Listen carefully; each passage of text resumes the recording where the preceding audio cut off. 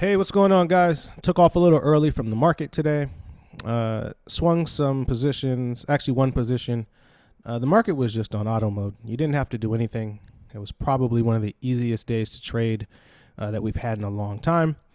So I want to go over my NVDA trade and the QQQ trade that I took early this morning and that I have swung. So sit back, subscribe if you haven't, hit the thumbs up, and let's get to it.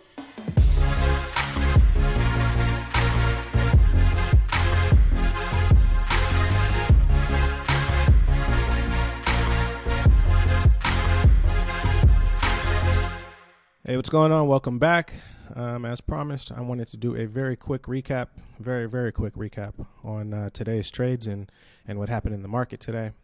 So if you watched the last video, I mentioned that we closed going into the holiday weekend, a nice solid bar above resistance, and then we had to watch pre-market this morning and just to give us an indication on where we were going. We didn't pull back, we didn't retrace or anything, and it just, once the bell rang, the algos were on, and they were on all day. We usually get some consolidation in the lunch hour, and we never got any consolidation. I mean, look at this candlestick. We have a very short tail and almost no upper wick.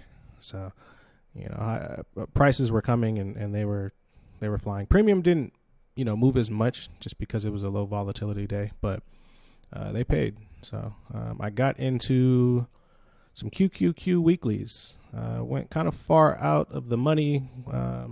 It was around, let's see where we were at. It was around 7 o'clock. Yeah, 7 o'clock. I alerted the community that I got into some 406s for this week. Paid $1.07 for them. And let me see. Wrong one. I believe they're at 58%. So I closed most of them. Left some runners. You can see we're running into resistance. 406 was kind of, it was a stretch, but I knew, if we were going to continue to run and we held 402, we can keep going. So it was just, one of those days is just really easy to trade. There wasn't much risk. So I think the best trade of the day and likely a long time was this bull break on NVIDIA on the hourly. If you drew this out over the weekend and you played it, it paid. You get in down here that we open it, 296, 297, and you get this break above this trend line, and 310 was easy. I paid $4 for contracts that ended up at $7. Closed those. That was a quick trade. 310 was resistance. It's something that I had mapped out, just going back and looking. Someone asked me in the community, what my price target was, and I was very clear. 310, 325.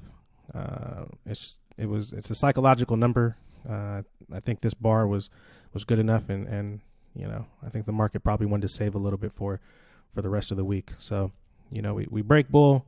Now we're consolidating. Another bull flag here, and who knows what happens. Maybe we do come back to 325, something like that. But that was a beautiful trade. Those two trades right there. These are week makers, sometimes month makers. You get 100% trades on stuff like this. It's you just have to draw the lines. This is something. This is textbook. This is rudimentary stuff. If you're just learning how to trade, you got to draw. You have to draw, because stuff like this plays out all the time. So going live tomorrow. I'll leave a link in this video starting at 6 a.m. Pacific. So all my West Coast traders, I know you guys are up early anyway, but hop on. Should be fun. Taking questions from the option swing community, a community that I've been a part of for a while. In my opinion, the best community out there. So taking questions from there, friends and family. But the chat will be open, but I'm primarily taking questions from there. So don't forget to hit the thumbs up. Don't forget to subscribe if you haven't. And I'll see you guys in the morning.